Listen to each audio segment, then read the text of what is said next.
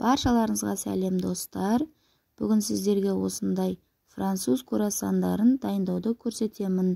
Дәл осындай үлкен, дәмді болып шығады. Міндетті түрде көріңіздер. Бұл рецепт өте сәтті өтті. Алғаш жасағаннан керемет болып шығады. Міндетті түрде жасап көріңіздер. Видеоны соңына дейін қараңыздар.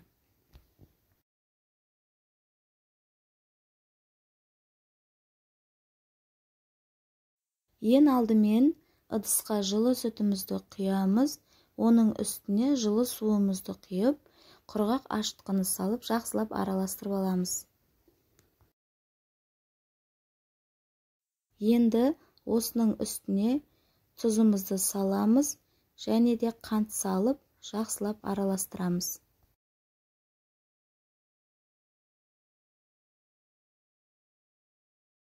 Барлығын жақсылап араластырамыз. Енді бізде ашытқы 15 минутта тұру керек. Ашытқы көтерілу керек. Үстін пищевой пленкамен бекітіп, жылы жерге қоямыз.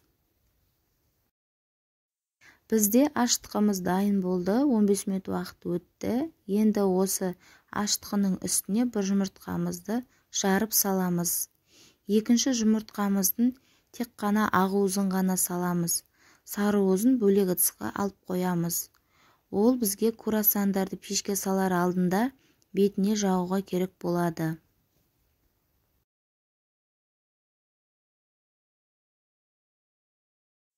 Енді жақсылап араластырамыз.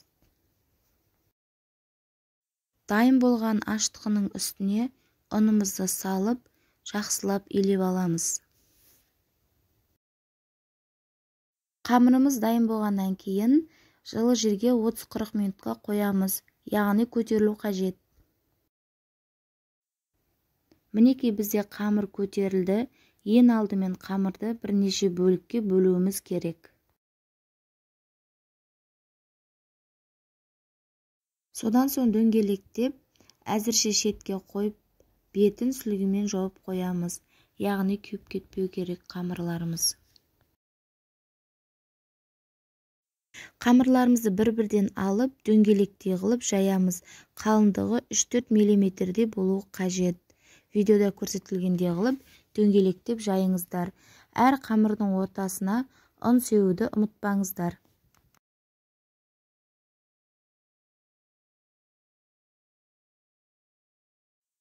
Мінекей біздің қамырларымыз дайын болды.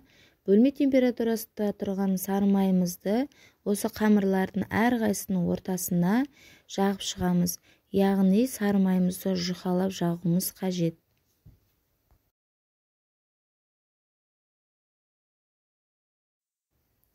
Енді қамырларымыз дайын болды. Осы қамырдың үстінен жайлап қана басып, жұқалап жаямыз. Яғни бұлда 3-4 мм-дей жұқалықта жайылу қажет. Дайын болған қамырды видеода көрсетілгендей қылып кесіңіздер. Яғни барлық қамырлар үшбұрышты болып кесілу қажет.